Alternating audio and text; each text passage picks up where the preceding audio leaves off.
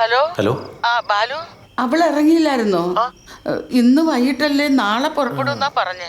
വിളിച്ചിട്ടാണ് out of range. അവള് എപ്പോഴേ പോയില്ലോ മാത്രേ. ആണോ? ആ ഞാൻ ഇപ്പൊ തിരിച്ചു വിളിക്കാം. എന്താടാ? അവളെ വിളിച്ചിട്ട് കിട്ടുന്നില്ല.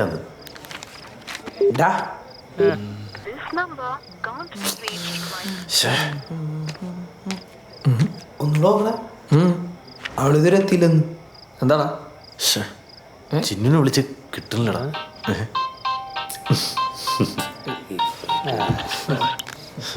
ചിന്നു, ഹലോ, നീ എന്താ കുട്ടികളെ കളിക്കണേ? ഹലോ, എന്താ വിളിച്ച ഫോൺ എടുത്താ? ഹലോ, ഞാൻ ലാസ്റ്റ് കോൾ ഡീറ്റെയിൽസ് കണ്ട് വിളിക്കുക. ആരാ? പെട്ടെന്ന് ഗവൺമെന്റ് ഹോസ്പിറ്റൽ വരെ ഒന്ന് വരാമോ?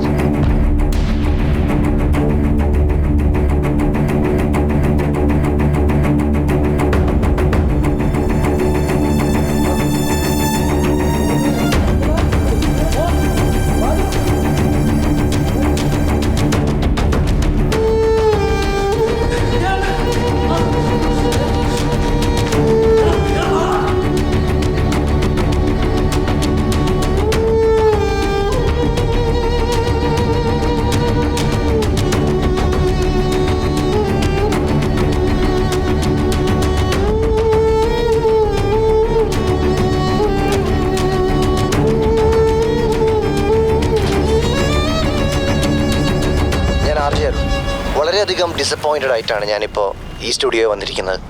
എന്താണ് പറയേണ്ടതെന്ന് എനിക്കറിയില്ല.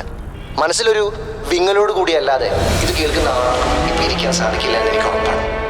ഇതിലൊരു അവസാനമില്ലേ? വായിച്ചില്ലേ? എഞ്ചിനീയറിംഗ് വിദ്യാർത്ഥിയാ.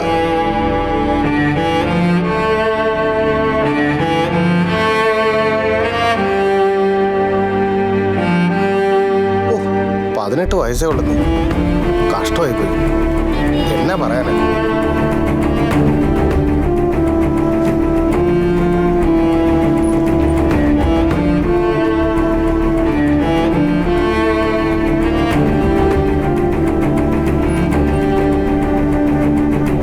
എഞ്ചിനീയറിംഗ് വിദ്യാർത്ഥിയെ അവശ്യ നിലയിൽ കണ്ടു. കേരളക്കരയിൽ വീണ്ടും ഒരു ദുരന്ത കഥ. പീഡനത്തിനിരയായ പെൺകുട്ടിയുടെ മരണം. ഈ കൊലക്കേസിന്റെ പിന്നിൽ ഒരു ഗൂഢാലോചന ഉണ്ടെന്ന് നിങ്ങൾ കരുതുന്നുണ്ടോ? തീർച്ചയായിട്ടും ഞങ്ങൾ കരുതുന്നുണ്ട്. നമ്മുടെ പെങ്ങന്മാരും പഠിക്കാൻ പോണേ. പോലീസ് അന്വേഷണത്തിലേക്ക്. ദുരൂഹതകൾ ബാക്കിയാക്കി പെൺകുട്ടി മരണത്തിലേക്ക്. പലതവണ പീഡനത്തിനിരയായിട്ടുണ്ട് എന്നാണ് ഇപ്പോൾ റിപ്പോർട്ട് ചെയ്തത്. ജോബി, നമുക്ക് കൂടുതൽ ആളുകളുടെ പ്രതികരണത്തിലേക്ക് ഈ പോകാം. പറയണ ഭരണം പരാജയപ്പെട്ടു. ഇനി വേണ്ടി വന്ന ഞങ്ങളൊരു ഹർത്താലിൽ തന്നെ തീരുമാനിച്ചിട്ടുണ്ട്. പ്രതികരിക്കാൻ ആരുമില്ലാത്തത് കൊണ്ടാണോ കേരളം വീണ്ടും ഒരു പീഡനം കൂടി കാണേണ്ടി വരുന്നത്? ഒരിക്കലുമല്ല. എല്ലാവർക്കും തുല്യനീതിയാണ് ഈ സർക്കാർ നൽകുന്നത്. പ്രതിപക്ഷത്തിന്റെ മണ്ഡലത്തിനാണ് ഇത് സംഭവിച്ചിരിക്കുന്നത്. അതുകൊണ്ട് നാളത്തെ ഹർത്താലിൽ ഭരണപക്ഷം ശക്തമായി പ്രതിഷേധിക്കുന്നതാണ്.